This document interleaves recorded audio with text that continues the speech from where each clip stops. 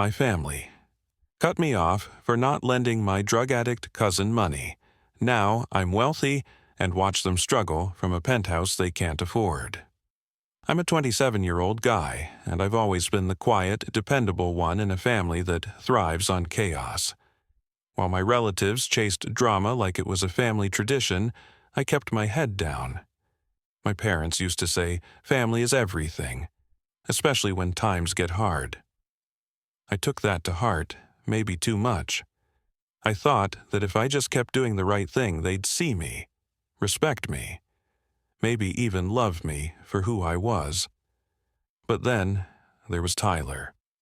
My cousin Tyler was the golden screw-up, the kind of guy who could crash your car, borrow money, lie about it, and still get a hug at the end of the day. He had that effortless charm, messes up, flashes a smile, and suddenly he's the victim. Started using in high school, pills first. Then it got darker. My aunt covered for him every time. She'd cry and say, he just needs another chance. And somehow, those chances always came out of the rest of our pockets, literally and emotionally. Meanwhile, I was working 3 jobs while going to school full-time. Grocery clerk by day, Uber driver at night, tutoring on weekends. Nobody ever called me brave for it. They just expected it. When Tyler flunked out of community college, they cried. When I graduated atop of my class with 0 debt, they said, well, of course you did. I used to think it didn't bother me, that I didn't need their recognition, but I think I just buried it deep. Told myself I was being mature, responsible, the good son. And then one day, Tyler showed up at my apartment, with another story, another crisis, and a handout. That's when everything changed. It was a rainy Thursday night when Tyler showed up at my apartment door, soaked, shaky, and wearing that same pitiful expression I'd seen 100 times before. He smelled like cigarette smoke and stale desperation. I hadn't seen him in almost a year, but there he was, hood up, backpack slung over one shoulder, eyes darting around like he was already halfway out the door. Man, I didn't know who else to go to, he said, voice cracking just enough to sound believable. I need help, real help this time. I let him in. Not because I trusted him, but because I wanted to believe he was finally telling the truth. He sat on my couch, hands trembling, and launched into his script. How he'd hit rock bottom, how he'd been clean for 3 weeks, how a rehab facility in Colorado accepted him, but needed a $7,000 deposit up front. $7,000. He said it like it was a coffee order. If I don't go now, I'll lose the spot. I swear, man, this is it. I'm done screwing up. I asked, why me, Tyler? And he blinked, like it hadn't even occurred to him. Because you're good with money. You've always been solid. You're the only one who hasn't given up on me. But that wasn't true. I had given up. Quietly, years ago. I just hadn't said it out loud until now. I offered to drive him to a local detox center. Free, reputable, 10 minutes away. He looked at me like I'd slapped him. Wow, seriously, you think I'm lying? I didn't answer. He stood up, muttered, "You're just like the rest of them," and stormed out. By the next morning, my phone wouldn't stop buzzing. The next morning, I woke up to a dozen missed calls and even more text messages. My mom, my aunt, even my dad, who barely texts unless it's about car insurance. The messages were all variations of the same theme. How could you turn your back on family? Tyler's trying. We're disappointed in you. That word, disappointed, hit me harder than I expected. I'd spent years swallowing disappointment like vitamins, but the moment I finally drew a boundary, suddenly I was the problem. 2 days later, I was invited, more like summoned, to dinner at my parents' house. The tone was off from the start. No warmth, no jokes, just stiff hellos and tense silverware clinks. When dessert came, my mom folded her hands and said, We need to talk about what happened with Tyler." It wasn't a conversation. It was a sentencing.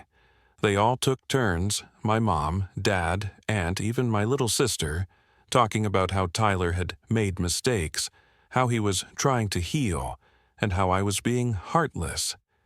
I finally asked, "Why is it always me who has to pay the price for his mistakes?" My dad shrugged, "Because you can handle it. He can't." That sentence broke something in me. I realized they didn't respect me. They just used me because I was predictable, steady, and too polite to say no. That night, I left early without saying goodbye. As I walked to my car, I heard my aunt say behind me, "Maybe he's not as good as we thought." And that's when I knew. This wasn't about Tyler getting better. It was about punishing me for not playing the role they'd written for me. After that dinner, it was like I'd been erased. I wasn't invited to my mom's birthday brunch. The family group chat went silent, for me at least. I saw pictures later on Facebook. Tyler sitting next to my parents, cake in front of him like he was the guest of honor. My sister didn't even tag me in her vacation photos anymore. No one said it out loud, but I had been quietly voted off the island. The message was clear. If you won't support Tyler, you don't belong here. I tried to brush it off, to tell myself I was just being sensitive. But every time I unlocked my phone and saw the absence, no check-ins, no invites, no "just thinking about you" texts, it hurt. Not because I needed their approval, but because I realized I never really had it to begin with. Tyler's story was spreading.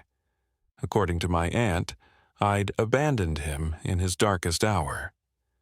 She made it sound like I left him on the side of the road instead of refusing to fund. Another lie. One cousin DM'd me saying, "I don't know what's going on, but man, everyone's talking." I tried explaining. Once, I sent a message to my mom saying I offered to help, just not with money. Her reply came hours later, just 4 words. "You made your choice." I spent that Christmas alone. No calls, no cards, not even a text. I sat in my apartment, microwaving a frozen lasagna, watching snowfall outside the window while families laughed next door. And for the first time in my life, I realized I wasn't part of my family. I was just someone they tolerated. Until I became inconvenient. After that holiday, something inside me shifted. Like a final door closing with no intention of reopening. I didn't rage, I didn't post angry rants or try to set the record straight.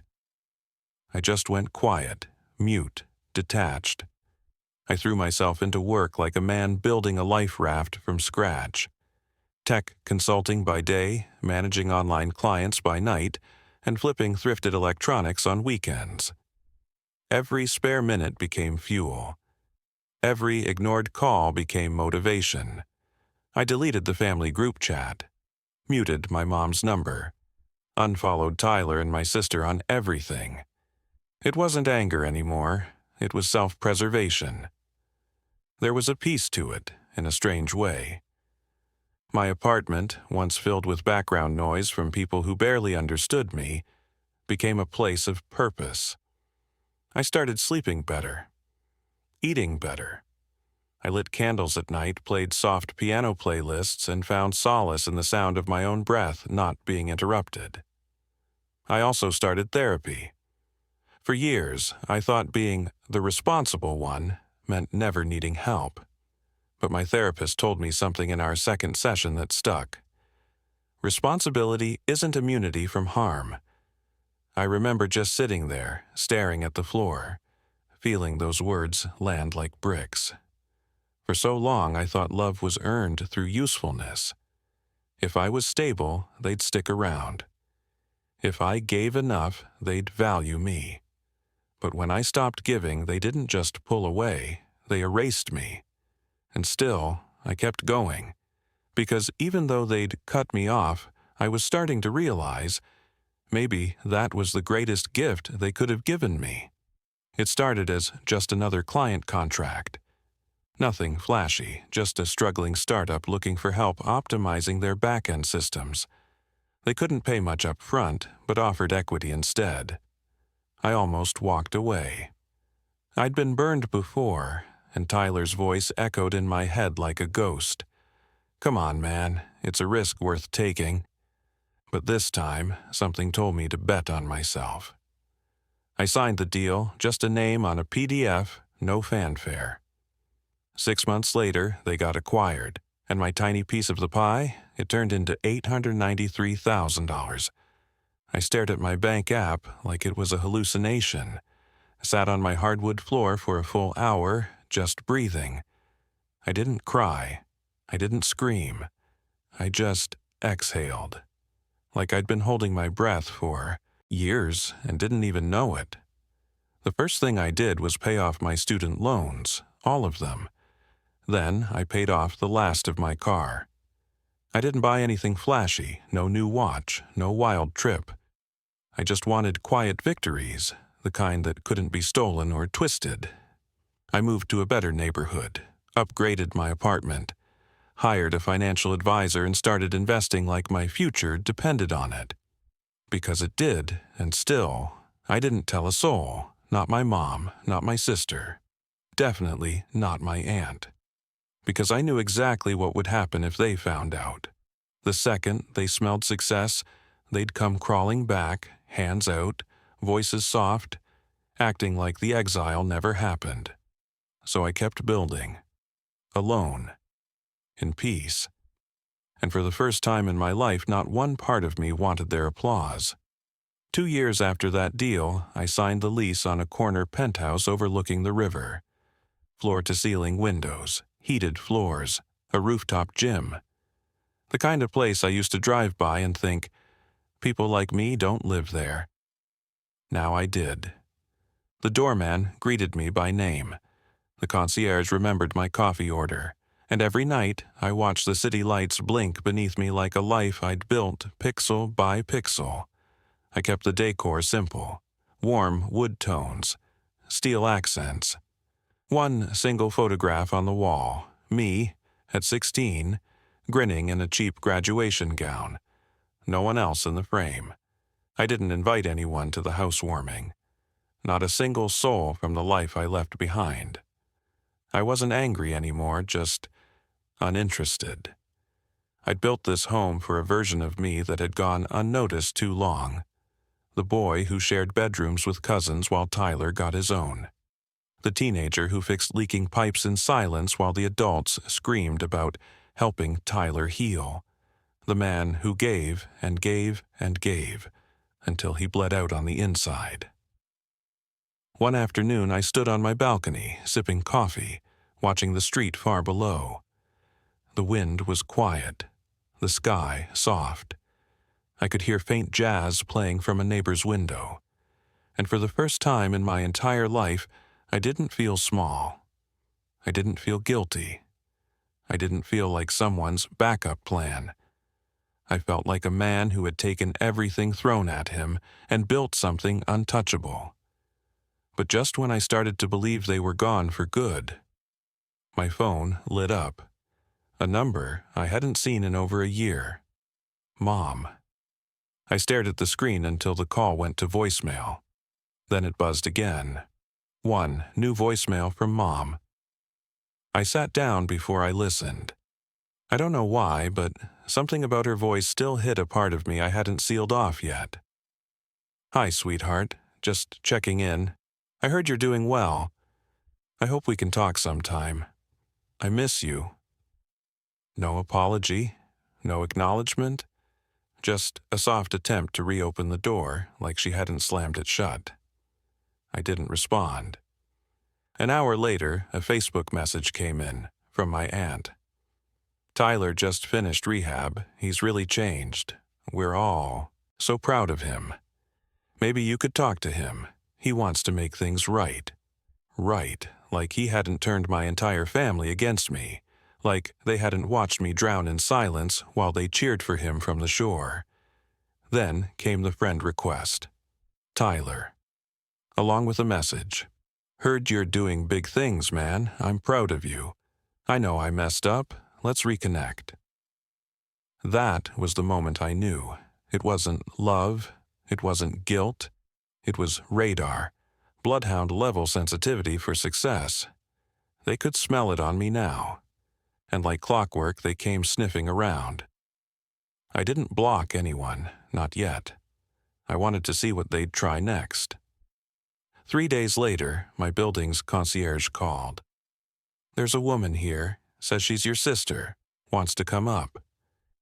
I hadn't seen her in over a year, not since she sat silently at that dinner while they ripped me apart. I told the concierge to send her up. I needed to see what she'd say, now that I was the one holding the door. She stepped off the elevator like she was walking into a memory she wasn't sure she belonged in. Hair tied back, hoodie sleeves pulled over her hands, a nervous half-smile on her face. She looked smaller than I remembered, like life had worn her down more than time. I hadn't seen her in over a year, and now here she was, standing in my penthouse like we hadn't spent a lifetime walking on opposite sides of the same fire. "Nice place," she said softly, barely above a whisper. I nodded.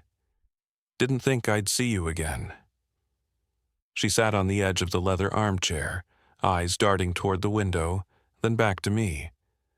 "I didn't come to ask for anything. I wanted to talk, if that's okay."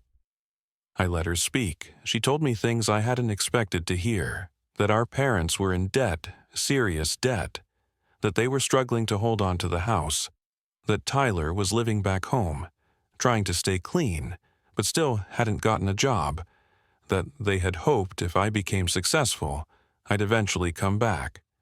Not out of love, but out of obligation. "They don't know I came here," she said. "I guess I wanted to see if you were still you, or if they broke you too." I asked her the question that had been burning in my chest since she stopped replying to my texts.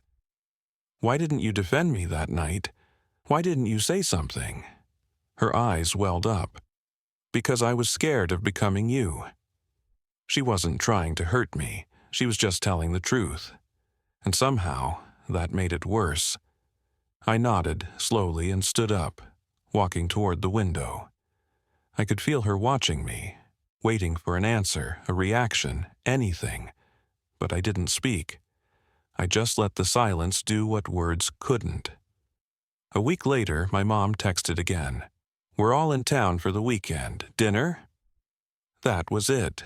No context, no apology, no mention of the last 2 years of silence.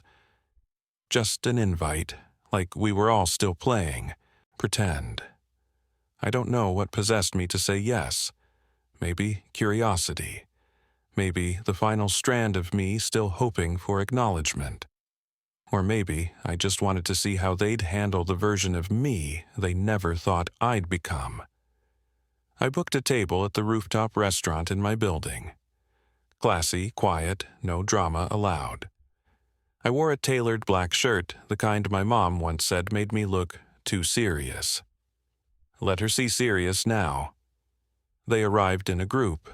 My mom, dad, aunt, Tyler, all dressed like it was a family reunion.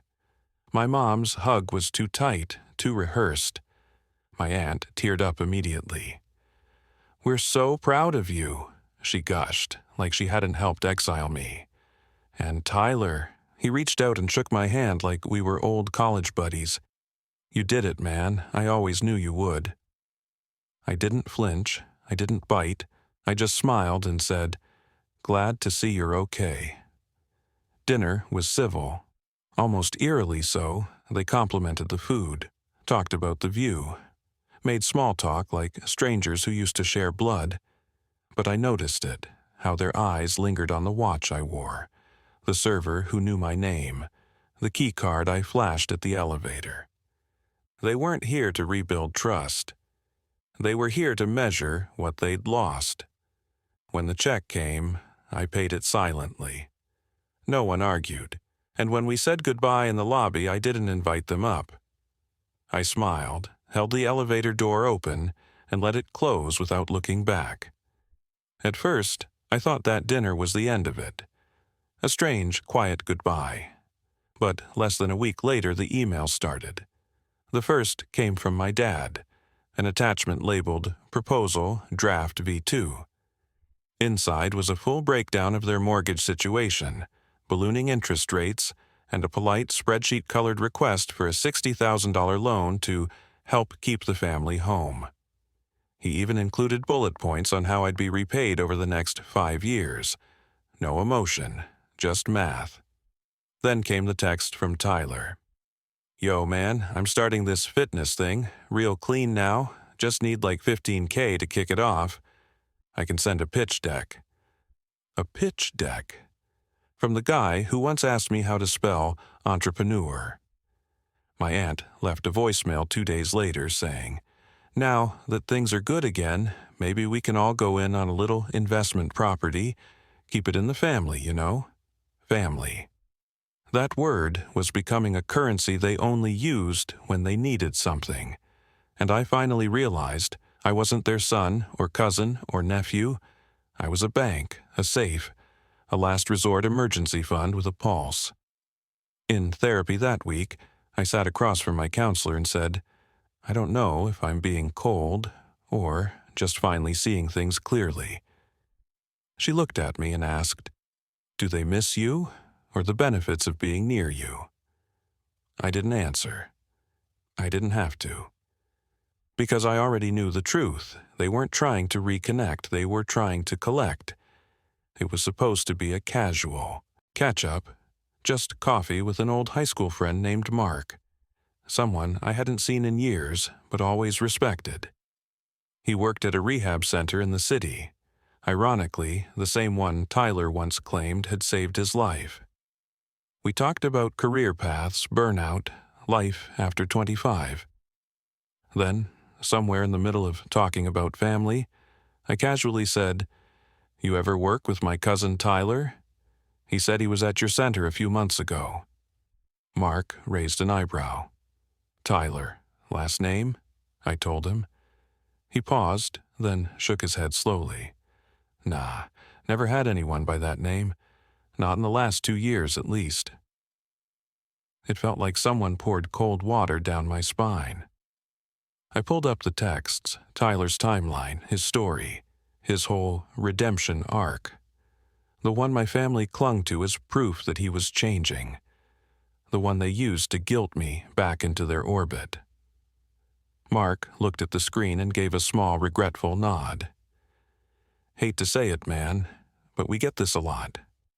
People lie about where they've been to buy time or sympathy. So it was all fake. Again, the new business idea, the tears at dinner, the clean and sober act, every hug, every I'm proud of you, every bite of overpriced steak. All of it was built on another lie. I didn't go home angry. I went home still like a frozen lake before it cracks. I opened my phone and started blocking numbers, one by one. Tyler, my aunt, my dad, even my mom. Not out of rage, but out of necessity. Because the truth wasn't just that they had lied again, it was that I had almost believed them. It was a Sunday morning when I first saw them, my aunt and Tyler, standing across the street, boxes in hand, waiting on the curb outside a moving van. At first, I thought it was coincidence. Maybe someone nearby was moving in. But then I saw the leasing sign on the building across from mine. A mirror glass high-rise with half the luxury, but twice the noise. A far cry from where they used to live in the suburbs. I watched from my balcony, coffee in hand, heart thudding for no reason I could name. Later that week, I confirmed it. Tyler had moved in with her, after life got hard again. According to their new neighbors, whom I ran into at the gym, they were telling people we were close, that I lived nearby, that we reconnected. Reconnected? I hadn't spoken to either of them since I blocked them. And now they were living one building away, in the same zip code they once mocked me for choosing. I even caught Tyler once in the corner store across the street, buying energy drinks and bragging on the phone about networking in the city. He didn't see me. Or maybe he did, and pretended not to. I wasn't sure which was worse. It was almost funny. They used to act like I was embarrassing, like my dreams were too quiet, too cautious. Now they were squatting in my rear view, trying to inch close enough to borrow my spotlight. But they wouldn't get in. Not again. Not even close. I had built something sacred. Peace, silence, boundaries, and no amount of proximity could earn them access to what they had already proven they'd ruin. It was around midnight when I found the envelope. Slid under my door, no name on the front, just soft handwriting I recognized instantly, my mother's. For a moment I didn't open it. I just stared at it, sitting there like a trap made of paper and guilt. When I finally unfolded the letter, her words spilled out like syrup, sweet, heavy, and suffocating. I miss my son. I miss the boy who used to hug me first on holidays. I miss the way you looked at us before you got so cold. She wrote about family, forgiveness, how Tyler was still struggling, but deserved another chance. She ended it with, "No matter what, I'll always love you. But I don't recognize the man you've become." I sat on the floor with that letter in my lap, feeling every word like a bruise. Was I cruel now? Had I gone too far? Had I truly become the villain they always claimed I was? I thought about calling her.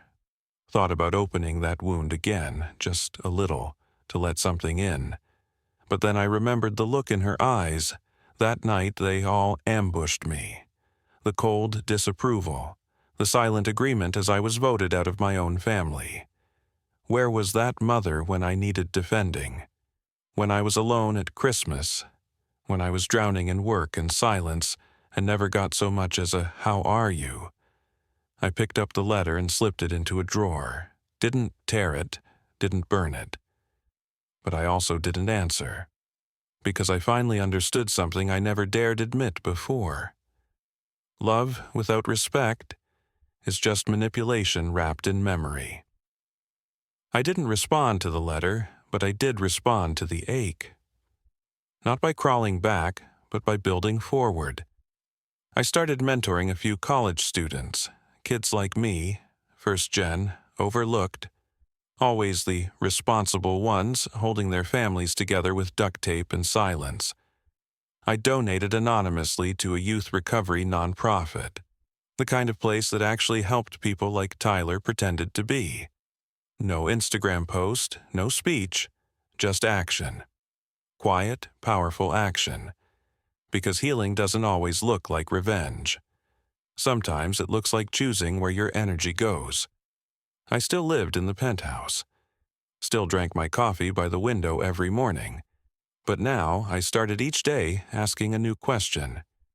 What do I want to leave behind? Not just in money, but in meaning. In the way people feel after they leave a room I was in.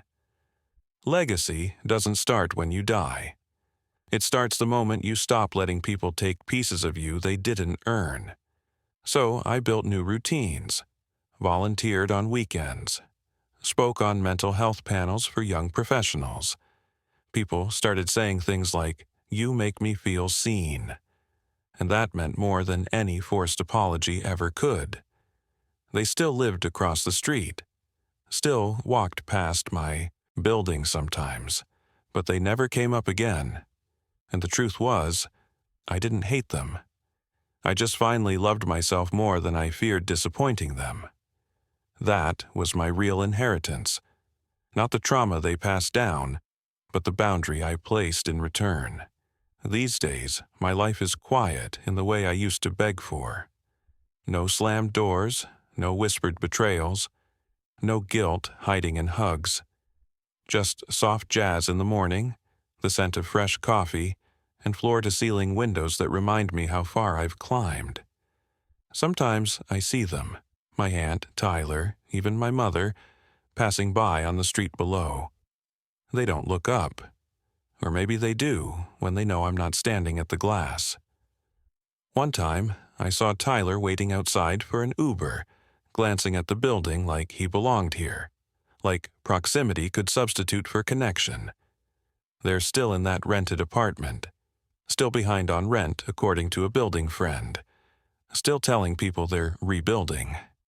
I don't mock them, I don't wish them harm, but I also don't open my door because that's the part they never understood.